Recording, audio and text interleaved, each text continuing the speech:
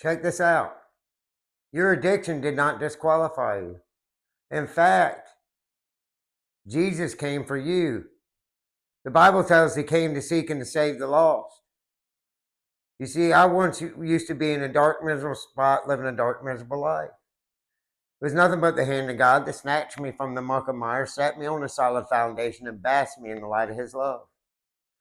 I want to point out something in Scripture that I want to share with you today. If you're in fact in an addiction, I want to share this with you because this is the answer. There is in Mark chapter 5, Jesus walked up on a shore. He came up on a scene where there is a possessed, demon-possessed man, as the scripture tells us, but it wasn't that. He was also insane. He was insane. He was not in his right mind. And he would cut himself day and night. They said chains couldn't keep him. Chains could never keep me. I was going to do what I wanted to do in my addiction, but I was not in my right mind. And this man, it says, would cut himself day and night. He was tormented. But Jesus came up on the scene and delivered the man from that torment. The demons that lived inside him, like the demons I used to have with alcoholic and drugs and the things that I used to do, I did not like. I did the very same thing I didn't want to do each and every day, waking up to only be ensnared by the same thing I hated.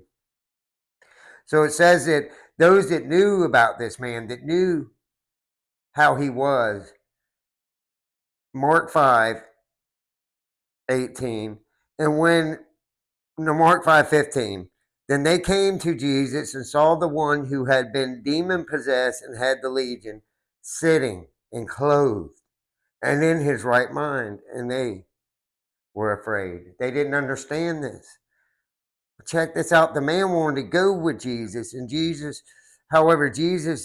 verse 19 says, however, Jesus did not permit him, but said to him, go to your home, go to your friends and tell them what great things that the Lord has done for you and how he has had compassion on you. See, Jesus said that he came to heal the brokenhearted, to set captives free, and those that are oppressed at liberty. This is what Jesus did for me. AA tells us in our second step, after we admit we're powerless over our own lives, tells us that we came to believe that a power greater than ourselves can restore us to sanity, and that is Jesus Christ. I have a podcast where you can reach me at www.youtube.com/